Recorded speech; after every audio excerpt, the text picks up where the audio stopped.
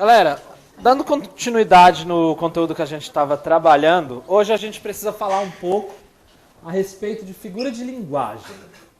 Cara, figura de linguagem é um conteúdo tranquilo, mas assim, como todo conteúdo tranquilo, tem seu lado chato, seu lado complicado. Acho que o lado mais complicado, talvez, de figura de linguagem seja você lembrar os nomezinhos das figuras de linguagem. Porque você bate o olho no texto, você sabe que tem alguma coisa estranha ali. Você bate o olho no texto e fica, tem algo estranho aqui, algo errado não está certo. Mas lembrar os nomezinhos é o que complica a gente. Outra coisa, figura de linguagem, a gente tem uma lista gigantesca de figuras de linguagem. Não temos como falar 100% todas as figuras de linguagem possíveis dentro da nossa língua. O que podemos fazer? O que podemos fazer? Vamos trabalhar então com as mais comuns, as que estão presentes no dia a dia, as que já caíram em prova na questão da ESA e as que vão estar presentes quando formos conversar sobre períodos literários. Tranquilo? São 4 grupinhos de figuras de linguagem que a gente tem. A gente vai ter a figura de construção.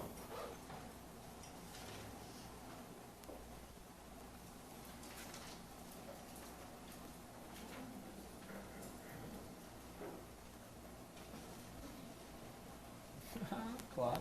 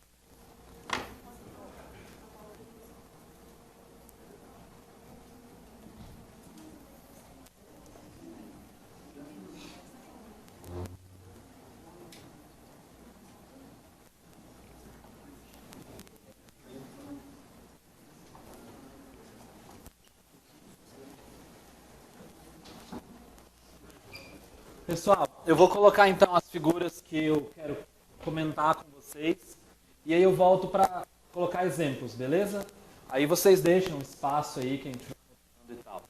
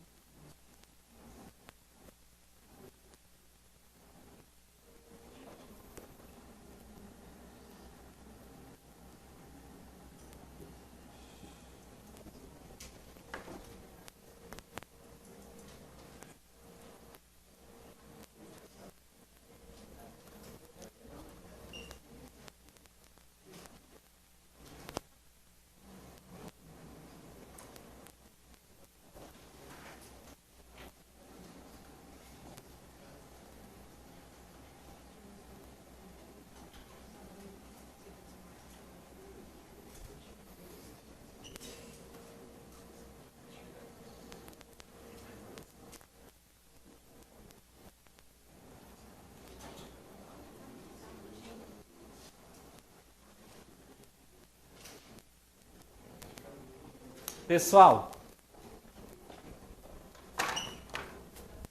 figura de construção pode ser encontrada também como figura de sintaxe. É aquele tipo de figura que vai alterar o sentido, vai alterar a estrutura sintatical da oração. Ou seja, ela vai mexer com os componentes principais de uma oração sem nunca ferir a gramática normativa do português brasileiro.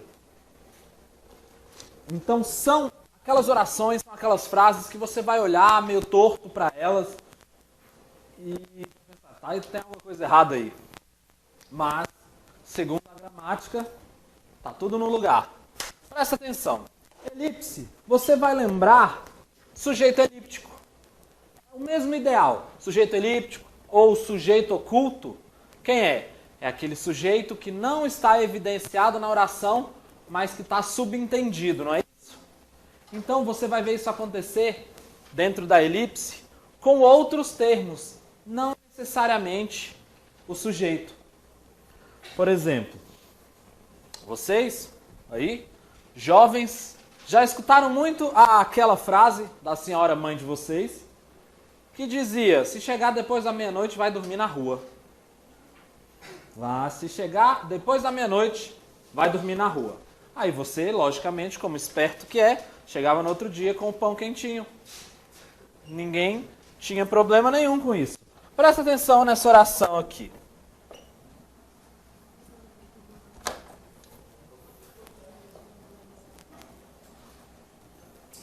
Vocês eram jovens e queriam ir aos bailinhos?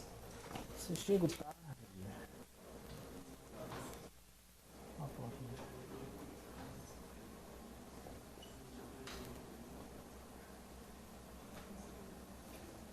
Se chego tarde, porta fechada.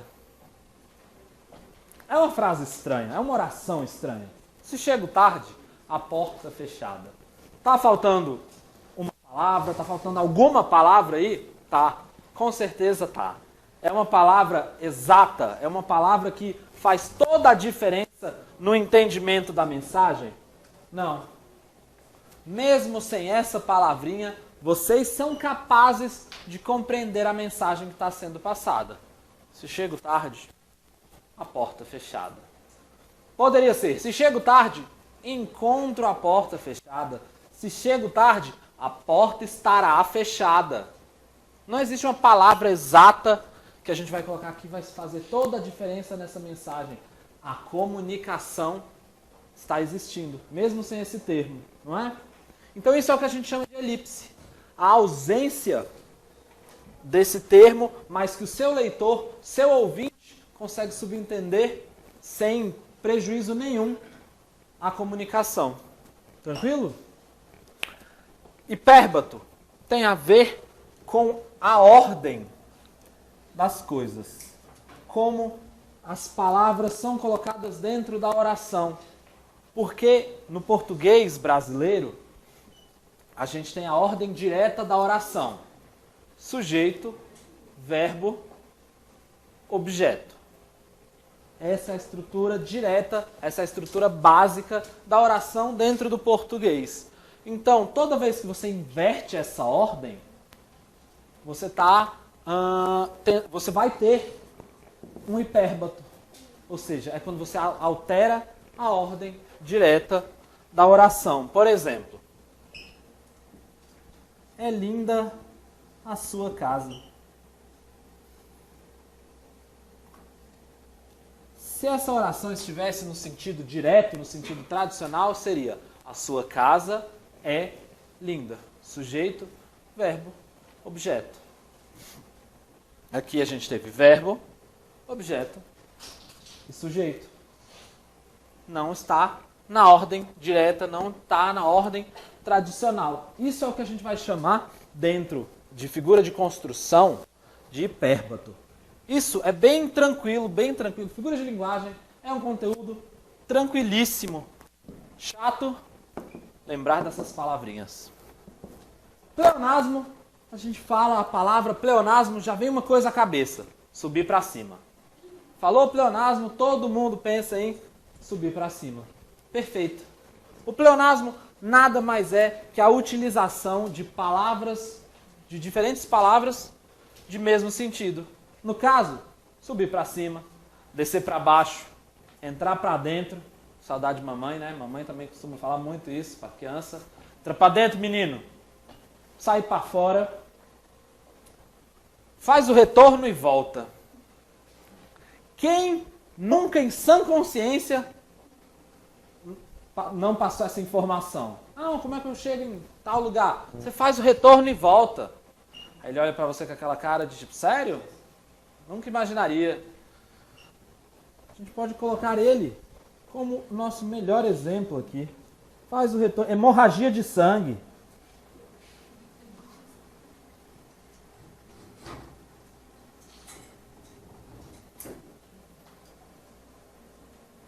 Faz o retorno e volta. A uns 400 metros. Não tem erro. Pessoal, o zeugma funciona de maneira semelhante à elipse, ou seja, a omissão de um termo. Mas no zeugma, o que acontece? No zeugma, você vai omitir um termo de modo a não repeti-lo. Ou seja, um termo que você usou anteriormente, você vai deixar de usar. Por exemplo, a gente vai ver muito isso acontecendo com verbos em orações como essa.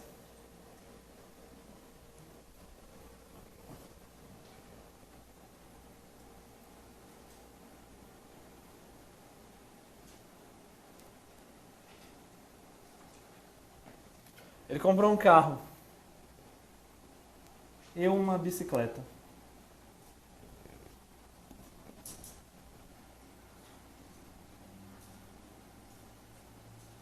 Que a crise está complicada. Ele comprou o carro, eu uma bicicleta. Ela come verduras, eu como carne. Ou, desculpa, eu carne. Passou batido. Só um minuto. O Mike está perguntando, hemorragia de sangue seria o chamado pleonasmo grosseiro? Pleonasmo grosseiro, sim. Porque hemorragia só pode ser de sangue. Então, tanto hemorragia de sangue, subir para cima, todos eles se enquadram como o pleonasmo grosseiro, pleonasmo vicioso. Ele comprou um carro, eu uma bicicleta. Você evita a repetição do verbo.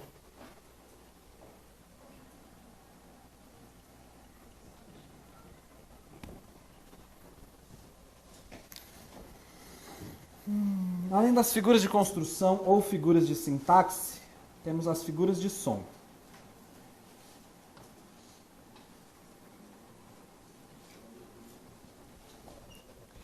Elas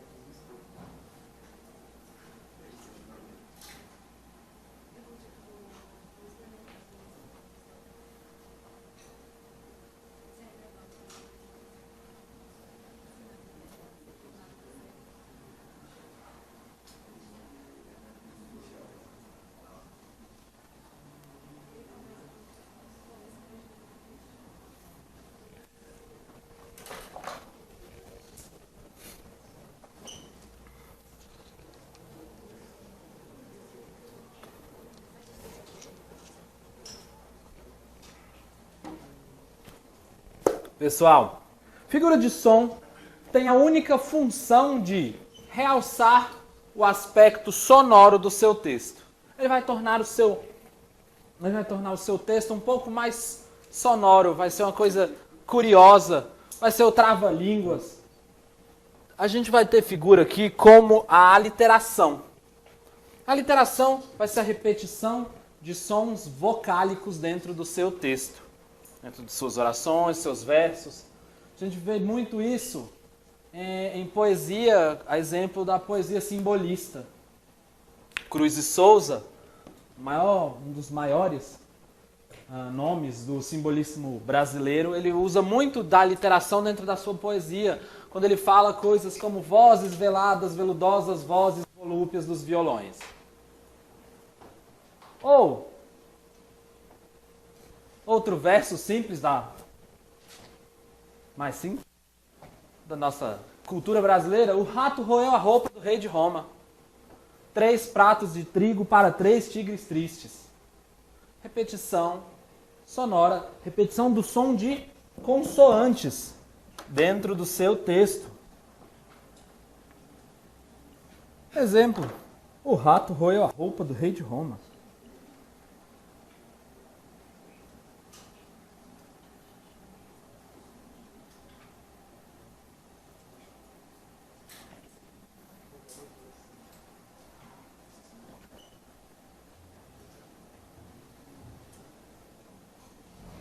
Já na assonância, o foco vai estar na vogal. É a repetição harmônica de sons vocálicos. Vocês vão perceber normalmente a assonância acontecendo nas sílabas tônicas das palavras. Que aí você vai dar aquela ênfase nos sons das vogais. Por exemplo, sou um mulato nato. Como é que é? Sou um mulato nato no sentido lato.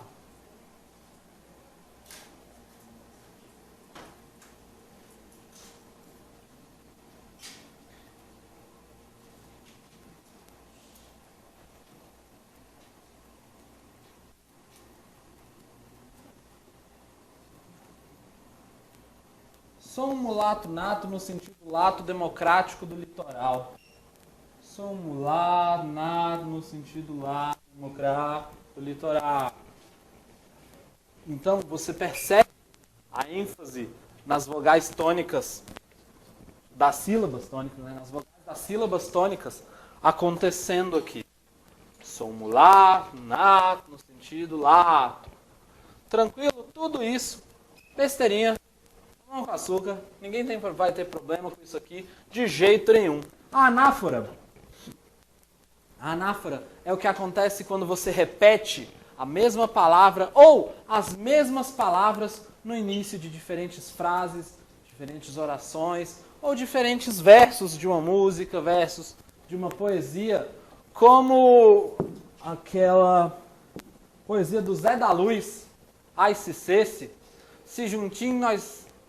Se um dia nós se gostasse, se um dia nós se queresse, se nós dois se empareasse, se juntinho nós dois vivesse, se juntinho nós dois morasse, se juntinho nós dois dormisse, se juntinho nós dois casasse, se juntinho nós dois morresse. Todo versinho do Zé da Luz vai começar com se juntinho, se juntinho, se juntinho, se juntinho, se juntinho. Renato Russo, aqui no Distrito Federal. Será? Sua imaginação. Será que nada vai acontecer? Será que é tudo isso em vão? Será que vamos conseguir vencer? Beleza? Repetição de uma palavrinha ou de palavrinhas plural no início de diferentes versos. Vamos colocar aqui para ilustrar.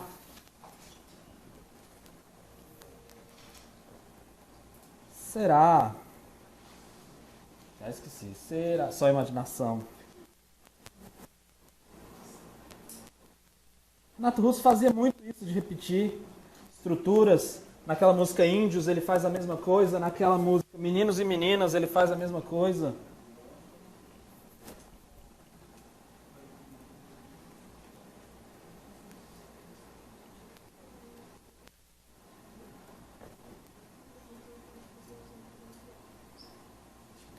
Não vai acontecer. reticências,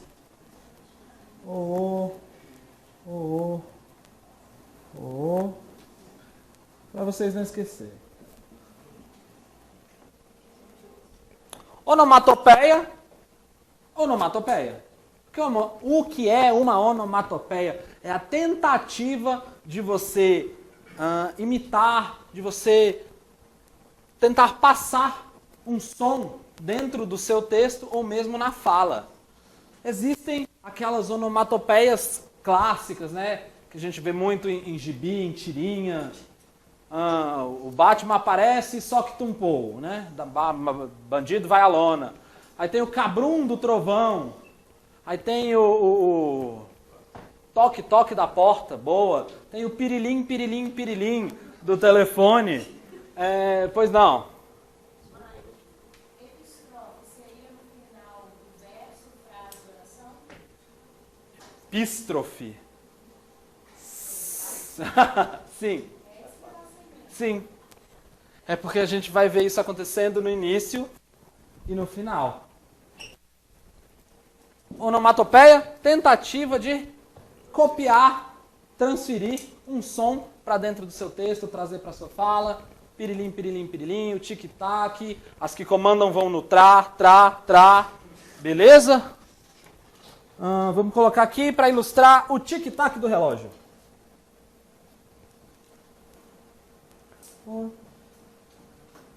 Tic-tac.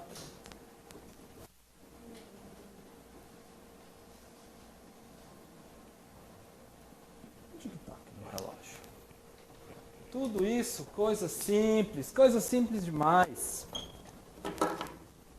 Pessoal, além das figuras de construção e das figuras de som, nós temos as figuras de pensamento.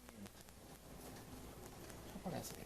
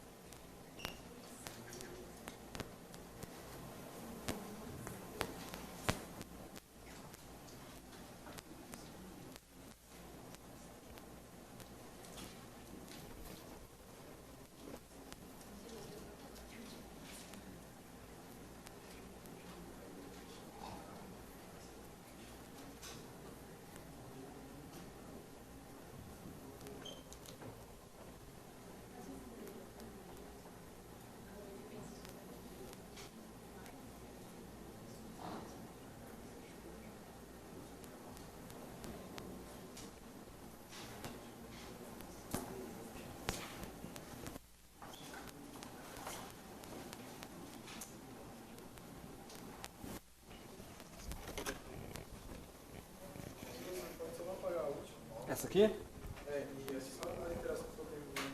Ah, não, tranquilo. De boa. A literação, né?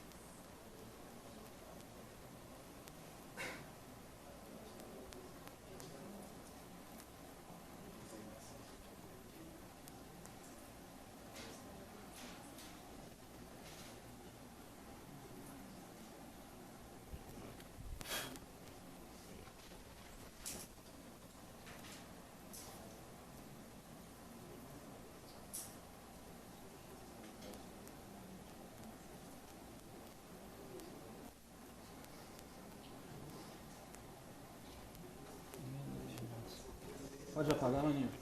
Pode.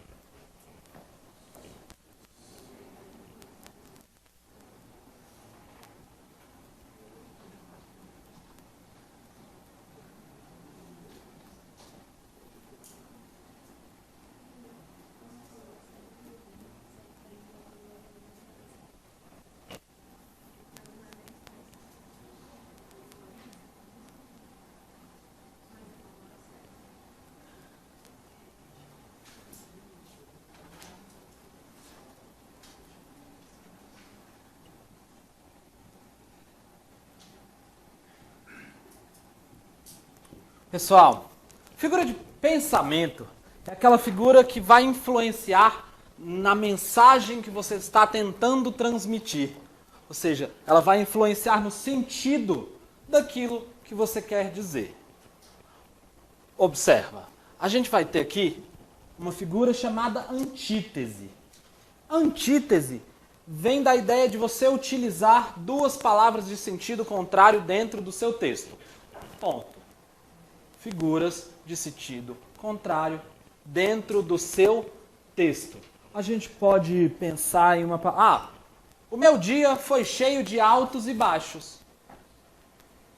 Palavras de sentido contrário. E quando a gente fala de antítese, eu quero que vocês pensem no seguinte. Quando a gente fala da antítese, palavras de sentido contrário que mantêm o sentido literal dentro do texto. No caso do exemplo que eu dei, meu dia cheio de altos e baixos. Temos uma relação de amor e ódio.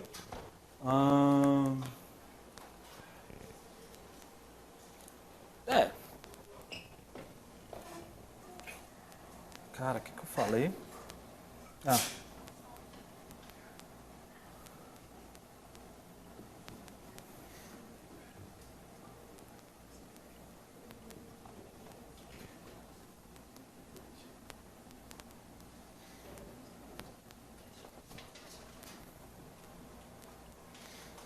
Meu dia foi cheio de altos e baixos. Você trazer, extremos opostos. Alto, baixo, dia e noite, feio, bonito, bom, mal. Palavras de sentido oposto. O eufemismo é aquela figura de linguagem que prende a gente, que evita que entremos em conflitos desnecessários. A figura de linguagem do eufemismo vai tratar de amenizar o sentido do seu texto. Por quê? Muitos lugares, contextos, situações não deixam que usemos,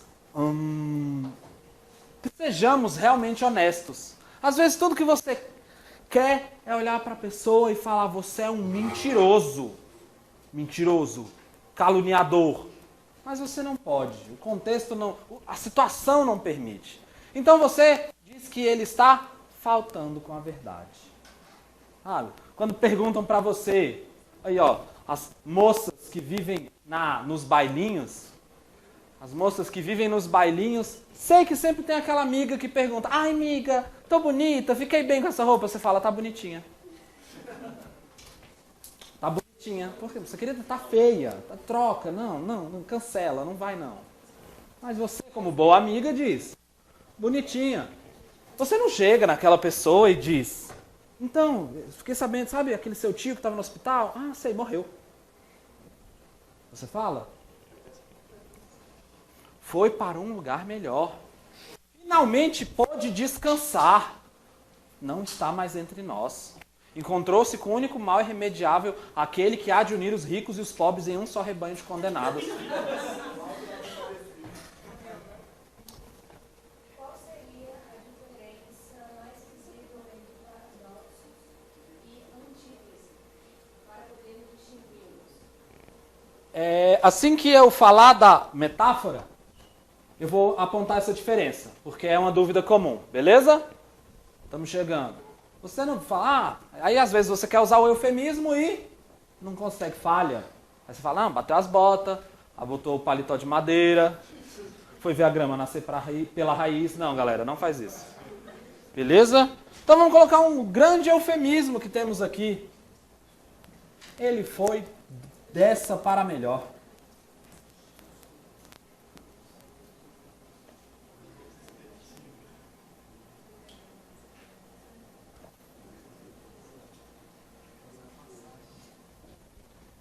Fez sua passagem pesada.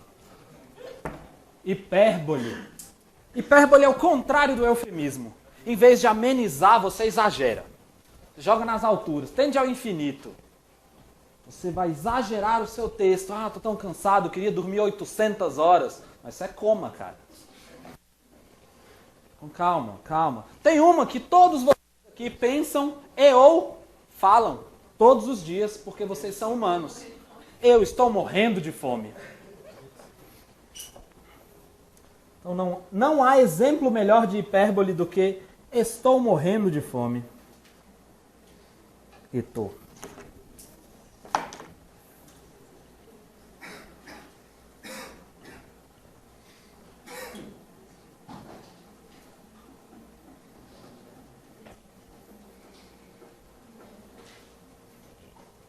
Estou morrendo de fome. A prosopopeia, também conhecida por aí como personificação, vem da ideia de darmos características humanas a seres humanos, a objetos inanimados, dar característica humana a tudo aquilo, que não é humano. Por exemplo, tem essa sábia pensadora contemporânea. Essa sábia pensadora contemporânea, uma vez em um de suas clássicas poesias, ela nos agraciou com esse verso. A lua me traiu.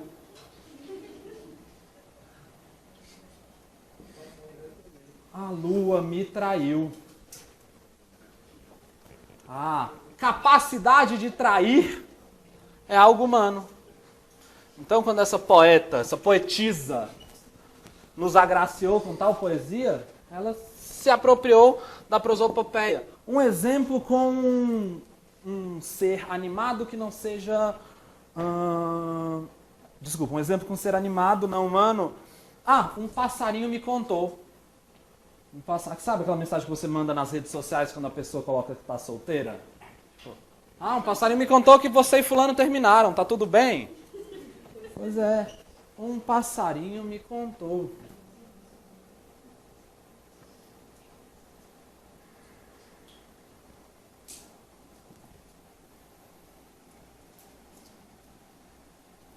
Um passarinho me contou. Galera, metáfora. O amigo aí que perguntou, presta atenção. Metáfora vai ser semelhante a... antítese. Vai ser semelhante à antítese. Ou seja, você vai estar trabalhando com termos de sentido contrário. Mas como eu pedi para frisar na antítese você está falando do sentido literal dessas palavras. Dia vai estar no sentido de dia, noite vai estar no sentido de noite, alto vai estar no sentido de alto, baixo vai estar no sentido de baixo. Na metáfora, você vai usar termos contrários, mas que no contexto da sua oração, no contexto da mensagem que você está construindo, elas adquirem um sentido diferente. E por isso elas se complementam. Por isso elas complementam o sentido do que você está tentando dizer. Deixa eu dar um exemplo. Aquela expressão. Tem uma expressãozinha muito utilizada que diz o seguinte. A sina... Opa... A sina do pobre menino rico. Normalmente você está muito irritado com a pessoa quando usa essa expressão. O pobre menino rico. Normalmente essa expressão é usada no sentido de quê? Rico falando de dinheiro, mas pobre não está falando de questão financeira no caso, né? Pobre normalmente está falando de quê? De questão de espírito, por exemplo. Pobre de espírito, pobre de caráter, pobre de amigos, coitado. Metáfora, não seria comparação sem a presença de homens? Metáfora. Nossa, muito bem observado. Eu coloquei a palavra errada aqui, galera, me perdoa. Era por isso que ele inclusive perguntou. Aqui a gente não está falando de metáfora, a gente está falando de paradoxo. Muito obrigado, amigo. Qual é o nome dele? Muito obrigado, amigo. Muito obrigado. Galera, o paradoxo é o choque de palavras de sentido contrário, mas que dentro da oração, dentro do texto, elas vão se complementar por conta do contexto daquilo que a gente está dizendo. E o amiguinho que falou aí comigo da questão da metáfora, sim, ele está certo. Metáfora é uma espécie de comparação, mas sem o uso dos conectivos. Beleza? Perdão pelo vacilo de coração, falha minha, errar humano. Beleza? Desculpa. Obrigado. Obrigado. Beleza. Para a gente terminar essa conversa, então, sobre figuras de linguagem, a gente vai falar sobre figuras de palavra.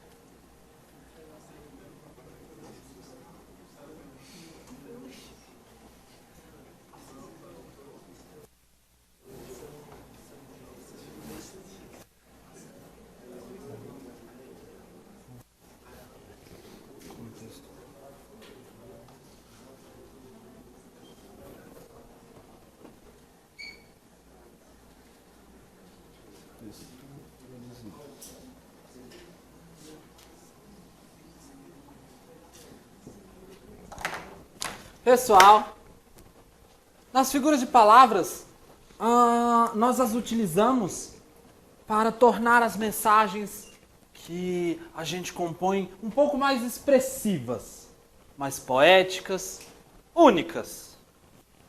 Comparação nada mais é do que comparar. Você pega uma coisa e compara com outra coisa. Por exemplo, com um exemplo que eu quero que vocês observem um pequeno detalhe que vai existir aqui na relação da comparação com a metáfora. Exemplo.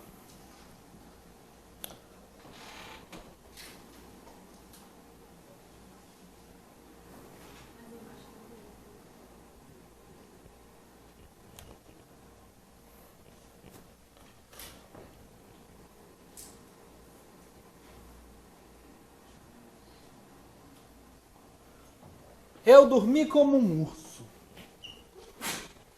Eu dormi como um urso. Estou me comparando ao singelo ursinho que no inverno dorme tranquilamente.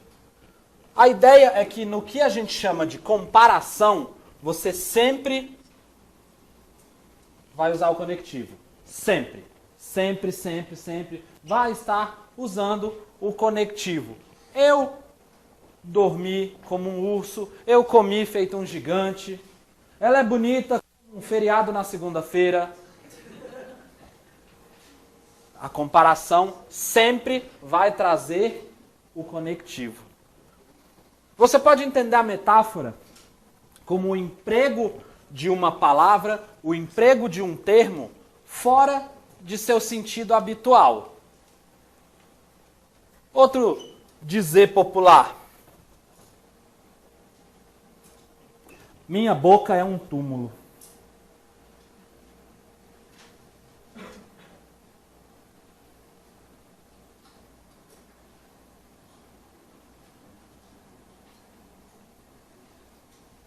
Minha boca é um túmulo. Quer dizer que está cheio de gente morta? Quer dizer que fede? Não, não segundo o dizer aqui, né? Vai que você não escovou os dentes no dia. Mas, na metáfora, você tirou o termo túmulo do seu uso habitual para colocar nessa oração para dizer o quê? Que você é silencioso, que você sabe guardar um segredo. Ou, como o amiguinho ali falou, a metáfora é um tipo de comparação. Mas é uma comparação... Ah, obrigado. Túmulo. Nossa, obrigado. Eu dormi... Metáfora, então, vai ser uma comparação sem o uso de conectivos. Vai ser uma afirmação. Minha boca é um túmulo. Estou fazendo essa comparação, mas eu não aconselho vocês a se apegarem muito a essa ideia de que metáfora é uma comparação sem o uso do conectivo. Por quê? Porque se você não tiver o conhecimento prévio, você não vai entender a metáfora. Então, precisa existir o conhecimento prévio acerca dessa oração que a gente usou para você entender o sentido, para existir a comunicação. É fácil entender a metáfora como uma comparação sem o conectivo? É, mas é preciso ficar atento a essa questão da comunicação dentro do uso. Tranquilo? Pessoal, catacrese vai ser uma espécie de evolução, vai ser uma espécie de puxadinho da prosopopeia, ou também da metáfora. Porque o que acontece? Na catacrese, você vai usar um termo fora do seu uso habitual, fora do seu uso comum, mas por quê? Porque ele já foi utilizado tantas vezes, que se tornou senso comum. Ela foi ressignificada. Por exemplo, se eu dissesse para vocês a perna da cadeira. Perna, algo humano, cadeira, algo não humano. Você já pensaria, prosopopeia, acertei, passei. Mas, perna da cadeira, vai ser essa prosopopeia, essa personificação tão usada através do tempo que se tornou senso comum.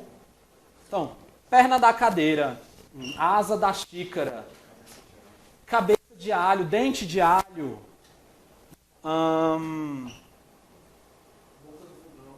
Boca do fogão. Tudo isso vai ser o que a gente chama de catacrese. E tem uma outra observação. Galera, o uso de uma palavra fora do seu habitual por falta de outra adequada. Quando você vai viajar de avião, você embarca no avião. Embarca vem de barco. Mas por falta de uma adequada, você embarca no avião. Beleza? Exemplo.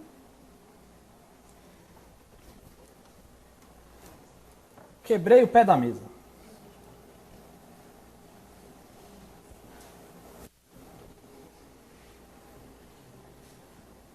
Metonímia, galera, saideira aqui, saideira. Metonímia talvez uma das figuras de linguagem mais complicadas, uma das que tem uns detalhezinhos mais chatos. Por quê? A metonímia você vai estar trocando, você vai estar substituindo ou omitindo um termo do seu texto por causa da proximidade que esse termo tem com o contexto daquilo que você está falando. Por exemplo, estou lendo Machado de Assis. Estou lendo Machado de Assis. Por causa da relação Machado de Assis, literatura, obra, livros, você não precisa dizer estou lendo um livro do Machado de Assis. Outro tipo de metonímia, que aí sim, eu acho que é algo mais comum, mais fácil da gente observar. Você trocar todos os produtos pelo nome de uma única marca famosa. Cotonete, cotonete. Hastes flexíveis com ponta de algodão. Mas todo mundo chama de cotonete. Água sanitária, sempre é que boa. Palha de aço, sempre é Bombril. O macarrão instantâneo. Macarrão instantâneo, miojo. Lâmina, Gillette. Então, você vai ter essa relação aqui dentro. E é muito detalhe essa ideia de substituição. Por exemplo, a gente vai ter, inclusive, puxadinhos dessa metonímia. Vamos deixar um exemplo da metonímia tradicional aqui. Colocar...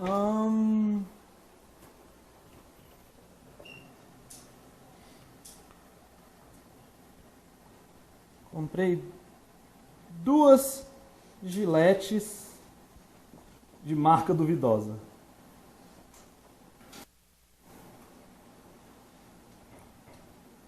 Porque a metonímia, ela se aventurou demais. De marca duvidosa. A metonímia, ela acabou se aventurando demais e ela abriu novos caminhos, criou-se dela novas figuras de linguagem. Que são figuras de linguagem como a sinédoque,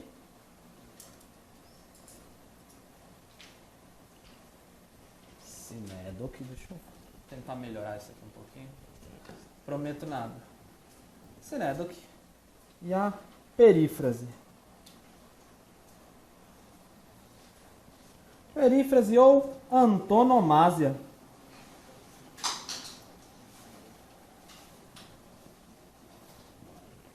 A sinédoque vai acontecer quando você criar uma relação de parte pelo todo. Por exemplo, encontrei um teto para morar.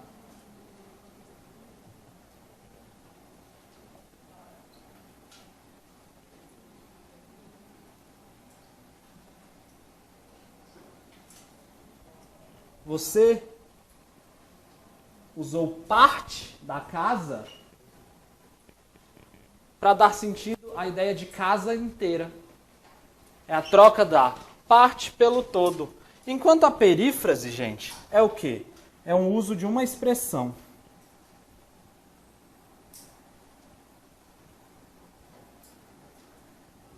Uso de uma expressão, por quê? Porque muitas pessoas, ou mesmo lugares, tem aquela expressãozinha, tem aquele apelidinho carinhoso. Por exemplo, a rainha dos baixinhos, o rei do futebol, o poeta dos escravos, o poeta das pombas. Cidade maravilhosa, cidade luz, terra do sol nascente. Qual é a terra do sol nascente? Japão. Então, por exemplo, a gente pode dar um exemplo aqui. O rei do futebol. O rei do futebol, calado, é um poeta.